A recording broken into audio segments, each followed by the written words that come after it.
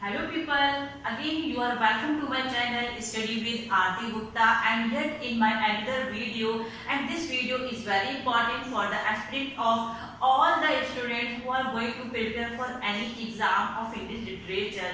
In this video I am going to discuss a novel's summary, and the novel is The Castle of Otranto, and this novel is written by Horace Walpole and published in 1764.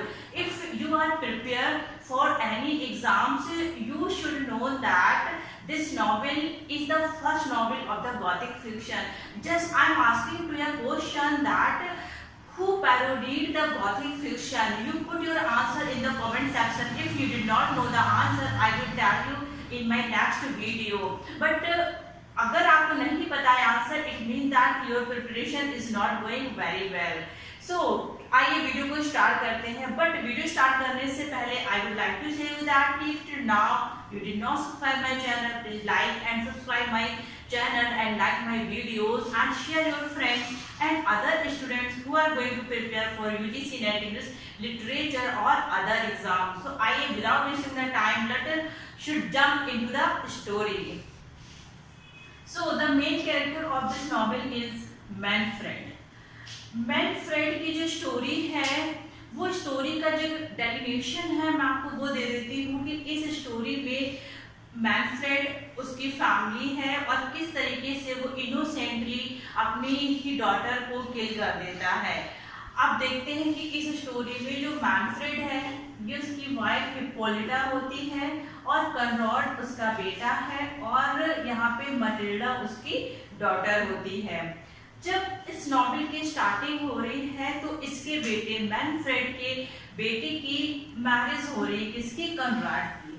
और marriage किससे हो रही है? Isabella के साथ. Isabella के साथ शादी हो रही है. बट बिफोर वेडिंग इसके ऊपर एक ना हेलमेट गिर जाता है, एक जाइंट हेलमेट गिर जाता है जिसकी वजह से इसकी डेथ हो जाती है. जब इसकी डेथ हो जाती है तो जो मैनफ्रेड होता है बहुत ही ज्यादा परेशान हो जाता है.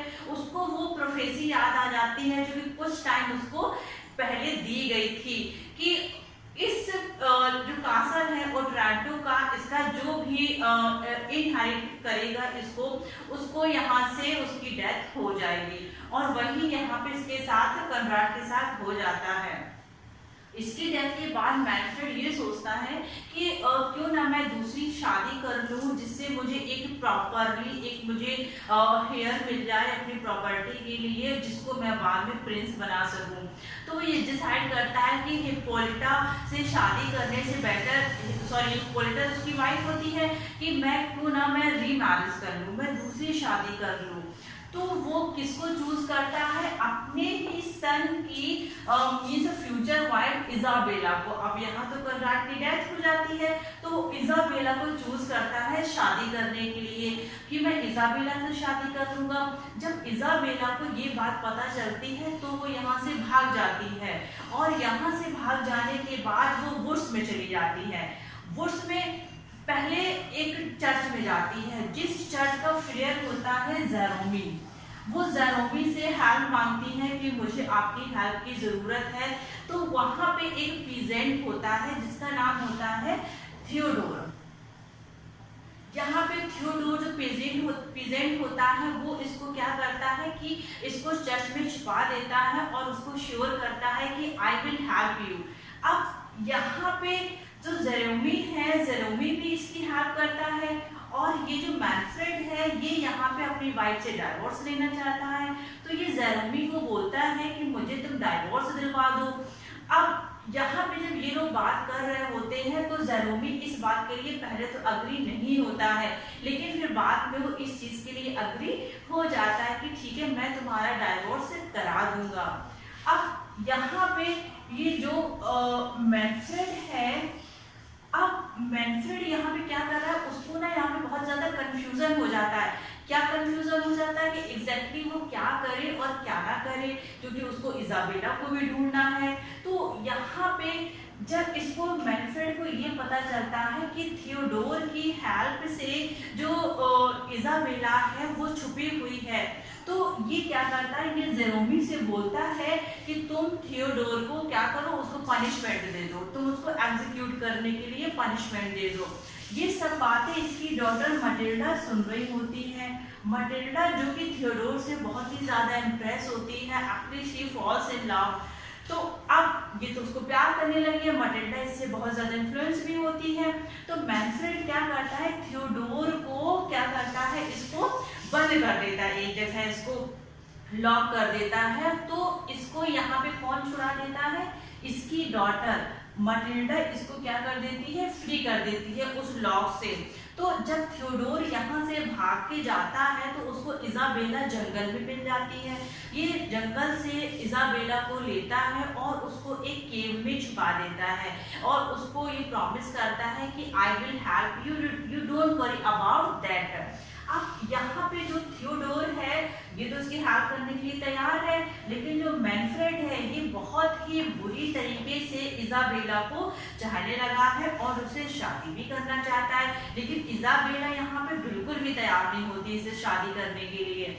अब यहाँ पे अचानक से एक नाइट आता है, उस नाइट का नाम होता है फ्रेडरिक, और वो अननोन नाइट होता है जिसमें उस अननोन नाइट की और मैनफ्रेड की बहुत ही ज्यादा लड़ाई हो जाती है, उन लोगों की फाइट हो जाती है। ये एक दूसरे को बहुत ब्रूटली वुंडेड कर देते हैं। उस फाइट में जो थियोडोर होता है वो भी वुंडेड हो जाता है बहुत ही बुरी तरीके से। अब यहाँ पे जो जेरोमी का ये प्रॉमिस था कि ठीक है मैं क्या करूँगा, मैं थियोडोर को एग्जीक्यूट करने की पनिशमेंट दूंगा। जब यहाँ पे एग्जीक्यूशन का टाइम आता है, पनिशमेंट का टाइम आता है, तो यहाँ पे जैसे ही थियोडोर अपनी शर्ट निकालता है तो वहाँ पे जेरोमी देख लेता है कि उसके शोल्डर पे एक मार्क होता है। उस मार्क से उसको ये समझ में आता है कि ये जो थियोडोर है ये मेरा लॉस्ट सन है, जो बहुत समय पहले, बहुत सालों पहले खो गया था, ये मेरा वही बेटा है। अब थियोडोर और जेरोमी का रिलेशन पता चल गया है। अब जेरोमी मैनफ्रेड से कह रहा है कि तुम मेरे बेटे को छोड़ दो। तो यहाँ पे मैनफ्रेड के सामने शर्त रखता है कि मैं तुम्हें एक ही शर्त में छोड़ूंगा जब तुम मुझे इजाबेला को दे दोगे, या तो अपनी सन की लाइफ ले लो मुझसे, या फिर क्या करो कि तुम इजाबेला को छोड़ दो। ये इजाबेला को छोड़ने के लिए बिल्कुल भी तैयार नहीं था। उसी टाइम में यहाँ पे फ्रेडरिक आता है जो कि नाइट होता है, और यहाँ पे फ्रेडरिक की फाइट हो जाती है। फ्रेडरिक बहुत बुरी तरीके से वुंडेड हो जाता है और यहीं पे मटिल्डा आती है। अब जो फ्रेडरिक है वो मटिल्डा की तरह बहुत ही ज्यादा इम्प्रेस हो चुका है। अब जो मैनफ्रेड है वो इजाबेला की तरह इम्प्रेस है। अब जो नाइट फ्रेडरिक था वो एग्जैक्टली था कौन, फ्रेडरिक था इजाबेला का ही फादर। अब यहाँ पे इसका फादर था, ये चीज क्लियर हो जाती है। तो मैनफ्रेड एक डीलिंग करता है फ्रेडरिक के साथ, और उस डीलिंग में ये होता है कि हम दोनों लोग एक दूसरे की डॉटर को एक्सचेंज कर लेते हैं। इट मीन्स दैट कि जो फ्रेडरिक है वो मटिल्डा से मैरिज करेगा और जो मैनफ्रेड है वो इजाबेला से शादी करेगा, क्योंकि इजाबेला यहाँ पे किसकी डॉटर है, फ्रेडरिक की डॉटर होती है।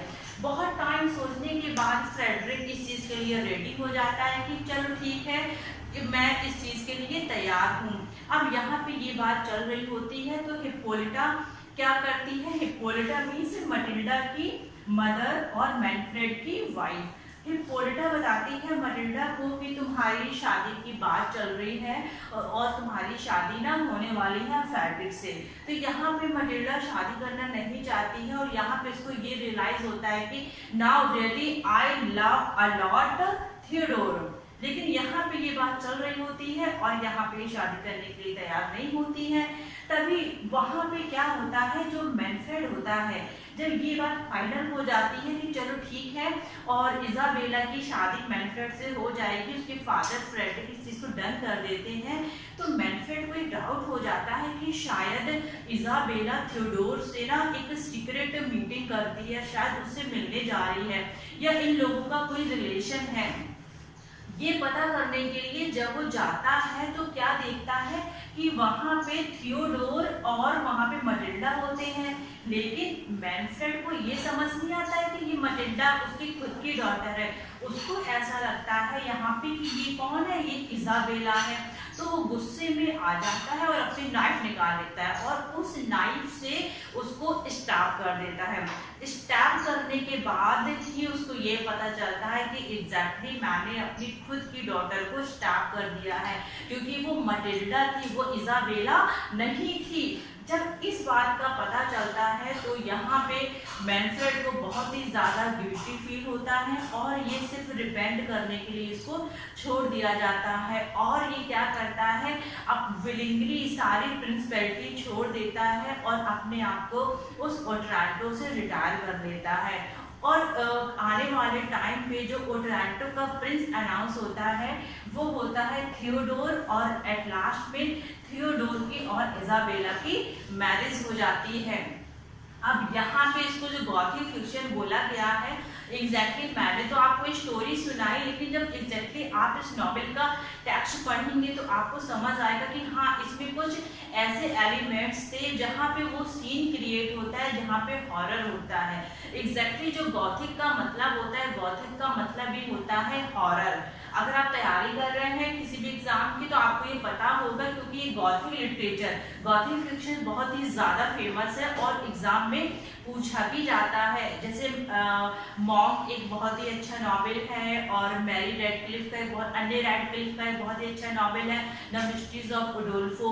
ये सारी नॉवेल्स आप लोगों के लिए पढ़ना बहुत ही ज़्यादा ज़रूरी है। तो आई एम श्योर कि आपको नॉवेल बहुत अच्छे से समझ में आई होगी। और आप अपना मुझे कमेंट देख के मुझे बताइएगा कि आपको ये वीडियोस कैसा लगा, और अगर कोई भी क्वेरीज है या कोई डाउट है तो आप मुझे कमेंट बॉक्स में बताइएगा। I will try my best to remove your problem, because as a teacher it is our duty that अगर आपका कोई भी डाउट है तो हम लोग पूरी कोशिश करें कि आपके उस डाउट को हम लोग दूर करें। Till now be safe and keep loving literature. Stay tuned to Aarti Gupta. Thank you so much.